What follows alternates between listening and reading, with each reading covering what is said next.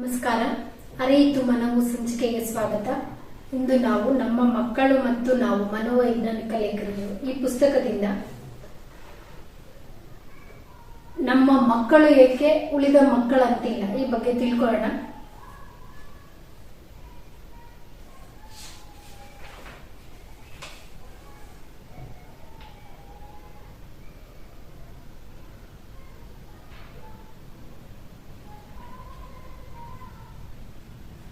ಕೆಲವರ ಚಿಂತೆ ಅಂದ್ರೆ ಪೋಷಕರ ಚಿಂತೆ ಏನಾಗಿತ್ತೆಂದರೆ, ಮಂದಬುದ್ಧಿಯ ಮಗುವಾಗಿರದಿದ್ದರೂ ಸಮಾಜ ಕೂಡಲೇ ಆ ಮಗು ತಕ್ಷಣಕ್ಕೆ ಏನ್ ಸಿಂಪ್ಟಮ್ಸ್ ಅಥವಾ ಲಕ್ಷಣ ತೋರಿಸ್ತಾ ಇದೆಯಲ್ಲ, ಏನ್ ಬಿಹೇವಿಯರ್ ತೋರಿಸ್ತಾ ಇದೆ ಅದ್ರ ಬೇಸ್ ಮೇಲೆ ಅವರು retarded, artistic, developmental disorder, hyper active, attention deficit, ಹಿಂಗೆ ಹಣೆಪಟ್ಟಿ ಕಟ್ಟೋದಕ್ಕೆ ರೆಡಿಯಾಗಿ ನಿಂತಿರ್ಬೇಡಿ ಯಾವಾಗ್ಲೂ ಅಂತ.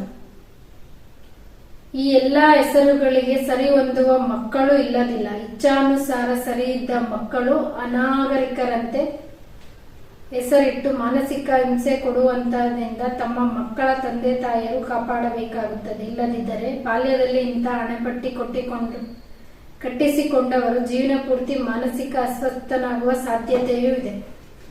ಹೇಳಿ ಹೇಳಿ ಅದನ್ನ ತಂದ್ಕೋಬೇಡ ಅಂತೀವಲ್ಲ, ನಮ್ಮ ಹಿರಿಯರು ನಾಣ್ಣುಡಿಗಳನ್ನ ಸುಮ್ಮನೆ ತಂದಿಲ್ಲ.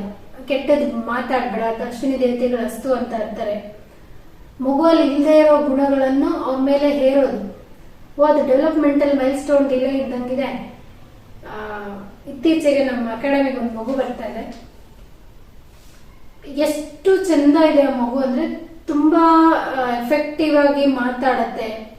ಸೋಷಿಯಲೈಸೇಷನ್ ಸ್ಕಿಲ್ ಆಸಮ್ ಆಗಿದೆ. ಊಟದ ಹ್ಯಾಬಿಟ್ ಅಂತೂ ಎಕ್ಸಲೆಂಟ್. ಆ ಮಗುವಿಂದ ಎಷ್ಟೋ ದೊಡ್ಡ ಮಕ್ಕಳು ಸರಿಯಾಗಿ ಊಟ ಮಾಡೋ ಕ್ರಮನ ಕಲಿತು ಹೋಗಿದ್ದಾರೆ ಇಲ್ಲಿಂದ.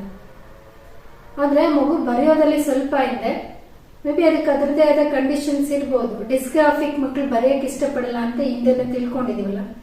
ಪ್ರತಿ ವಾರ ಮಗುನ ಪೇರೆಂಟ್ಸ್ ನ ಸ್ಕೂಲ್ ಕರೆಸಿ ಮಗುಗೇನೋ ತೊಂದರೆ ಇರ್ಬೋದು, ಒಂದಷ್ಟು ಸೆಂಟರ್ಸ್ ಲಿಸ್ಟ್ ಕೊಡ್ತಾರೆ, ಹೋಗಿ ವಿಸಿಟ್ ಮಾಡಿ ರಿಪೋರ್ಟ್ ತಂದ್ಕೊಡಿ ಅಂದ್ರೆ ಅವರು ಆ ಲೇಬಲ್ ಮಾಡಕ್ಕೆ ಕಾಯ್ತಾ ಇರ್ತಾರೆ ಮಕ್ಕಳಿಗೆ. ಆ ಲೇಬಲ್ ಬೇಸ್ ಮೇಲೆ ಈ ಮಗು ನಮ್ಮ ಸ್ಕೂಲ್ಗೆ ಫಿಟ್ ಆಗ್ತಾ ಇಲ್ಲ, ನಾರ್ಮಲ್ ಸ್ಕೂಲ್ಗೆ ಓದಕ್ ಕಷ್ಟ ಆಗುತ್ತೆ ಈ ಮಗುಗೆ, ಬೇರೆ ಸ್ಕೂಲ್ಗಳು ಅಥವಾ ಅಂತ ಮಕ್ಕಳಿಗೆ ಇರೋ ಸ್ಕೂಲ್ಗಳಿಗೆ ಕರ್ಕೊಂಡೋಗಿ ಹಾಕಿ. ಪೇರೆಂಟ್ಸ್ ಇಲ್ಲಿ ಒಂದು ಅರ್ಥ ಮಾಡ್ಕೊಡಿ, ಲರ್ನಿಂಗ್ ಡಿಸಬಿಲಿಟಿ ಇರೋ ಮಕ್ಕಳು ನಾರ್ಮಲ್ ಮಕ್ಕಳೇ, ಐಕ್ಯೂ ನಾರ್ಮಲ್ ಇರುತ್ತೆ. ಅಕಾಡೆಮಿಕ್ ಬಿಟ್ಟು ಉಳಿದಿದ್ದು ಎಲ್ಲದರಲ್ಲೂ ಎಕ್ಸಲೆಂಟ್ ಇರ್ತಾರೆ. ಆ ಮಕ್ಕಳನ್ನ ನಾವು ವಿಶೇಷ ಚೇತನ ಇರೋ ಆ ಮಕ್ಕಳಲ್ಲಿ ಸ್ಕೂಲ್ಗೆ ಹಾಕ್ಬಿಟ್ರೆ, ಸ್ಪೆಷಲ್ ಸ್ಕೂಲ್ ಅಂತ ಏನ್ ಕನ್ಸಿಡರ್ ಮಾಡ್ತೀವಿ ಅಂತ ಸ್ಕೂಲ್ಗಳಿಗೆ ಹಾಕಿದ್ರೆ, ಆ ಸಿವಿಯರ್ ಇಶ್ಯೂಸ್ ಇರೋ ಮಕ್ಕಳ ಜೊತೆ ಇದ್ದ ಈ ಮಕ್ಕಳು ಕೆಲವು ಬಿಹೇವಿಯರ್ನ ಅಕ್ವೈರ್ ಮಾಡ್ಕೊಂಡು ಕಲಿತಾರೆ. ಬೆಳವಣಿಗೆ ಪ್ರೋಸೆಸ್ ಅಲ್ಲಿ ಅವರಲ್ಲಿ ಇಲ್ಲದೆ ಇರೋ ಗುಣಗಳನ್ನು ಅವ್ರನ್ನ ನೋಡಿ ನೋಡಿ ಅಕ್ವೈರ್ ಅವ್ರಿಗೂ ಅನುಸರಿಸ್ಕೊಂಡು ಕಲಿಯಕ್ ಶುರು ಮಾಡ್ತಾರೆ.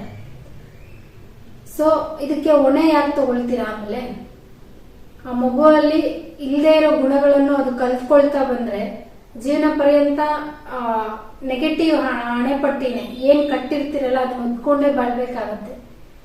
ಎಲ್ಲಾ ಕೇಸಸ್ ಅಲ್ಲೂ ಹಂಗಿರೋದಿಲ್ಲ. ಅವರು ನಾರ್ಮಲ್ ಮಕ್ಕಳೇ. ನಮ್ಗೆ ನಿಮ್ಗೆ ಇರೋಂಗೆ ಬದುಕೋ ಸಂಪೂರ್ಣ ಹಕ್ಕು ಆ ಮಕ್ಕಳಿಗೂ ಇದೆ. ಇದನ್ನ ಅರ್ಥ ಮಾಡ್ಕೊಳ್ಳಿ. ಲೇಬಲಿಂಗ್ ಮಾಡಕ್ಕೆ ಯಾವಾಗ್ಲೂ ತುದಿಗಾಲಲ್ಲಿ ನಿಂತ್ಕೋಬೇಡಿ. ಏನೋ ಚಾಲೆಂಜ್ ಇದೆ, ಕನ್ಸರ್ನ್ ಇಂದ ಹೇಳೋದು ಬೇರೆ, ಪದೇ ಪದೇ ರಿಪೀಟೆಡ್ ಆಗಿ ಹೇಳಿ ಟಾರ್ಚರ್ ಕೊಡೋದು ಬೇರೆ. ಈ ಡಿಫ್ರೆನ್ಸ್ ಅರ್ಥ ಮಾಡ್ಕೊಳ್ಳಿ.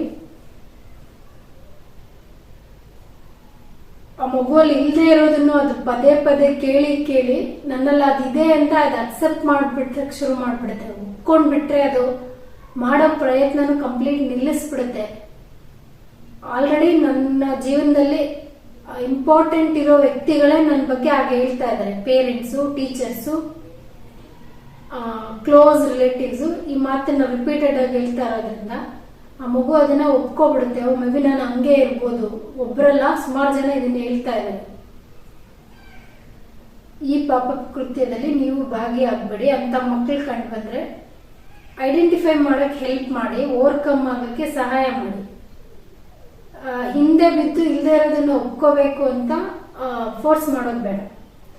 ಒಂದು ವೇಳೆ ಮಕ್ಕಳು ತಡವಾಗಿ ಮಾತನಾಡಿದರೆ ತಂದೆ ತಾಯಿಯರು ನಾವೊಬ್ಬರೇ ಅಂತ ಮಕ್ಕಳನ್ನು ಪಡೆದೇವಲ್ಲ ಎಂದು ತಿಳಿದುಕೊಳ್ಳಬೇಕಾಗಿಲ್ಲ. ಕೆಲವೊಮ್ಮೆ ತಡವಾದ ಮಾತು ಬೇರೆ ಕೆಲವು ಕಾರಣಗಳಿಂದಲೂ ಆಗಿರಬಹುದು, ಅಥವಾ ಹಾಗೆ ಮಾತು ಬರದವನಾಗಿ ಉಳಿಯಲೂಬಹುದು. ಎಷ್ಟೋ ತಂದೆ ತಾಯಿಯರ ಬಾಳಿನಲ್ಲಿ ಮಕ್ಕಳು ತಡವಾಗಿ ಮಾತನಾಡಿದರೂ ಬೆಳಕನ್ನು, ಅಂದರೆ ಮುತ್ತಿನಂತ ಮಾತನ್ನು ಕಲಿತಿದ್ದಾರೆ. ಸುರಂಗದ ಆಚೆ ತುದಿಯಲ್ಲಿ ಕತ್ತಲನ್ನು ಭೇದಿಸಿ ಕಾಣಿಸುವ ತೀಕ್ಷ್ಣವಾದ ಬೆಳಕಿನಂತೆ ಅವರ ಬಾಳಿನಲ್ಲೂ ಬೆಳಕು ಗೋಚರಿಸುವುದಂತೂ ನಿಜ. ನಮ್ಮ ಹಲವಾರು ಮಕ್ಕಳು ಈಗ 10-12 ವರ್ಷದಿಂದ ಹಿಂದೆ ಬಂದಿರೋರು ಈಗ ಒಳ್ಳೊಳ್ಳೆ ಪೊಸಿಷನ್ ಅಲ್ಲಿ ಅವ್ರ ಜೀವನ ತುಂಬಾ ಪರಿಣಾಮಕಾರಿಯಾಗಿ ಕಟ್ಕೊಂಡಿದ್ದಾರೆ. ಎಷ್ಟೋ ಜನಕ್ಕೆ ಕೆಲಸ ಕೊಡೋ ಮಟ್ಟಕ್ಕೆ ಬೆಳೆದಿದ್ದಾರೆ. Really we are proud of our self. ಅಂತ ಮಕ್ಕಳಿಗೆ ದಾರಿ ದೀಪ ಆಗೋಕ್ಕೆ ಆದಷ್ಟು ಪ್ರಯತ್ನ ಪಡಿ. ಅವರ ಸಮಸ್ಯೆನ ಎತ್ತಿ ತೋರಿಸ್ಬೇಡಿ. ಇಲ್ಲದೆ ಇರೋದನ್ನು ಅವ್ರಿಗೆ ಹೇಳ್ತಾ ಹೋಗ್ಬೇಡಿ. ಧನ್ಯವಾದಗಳು.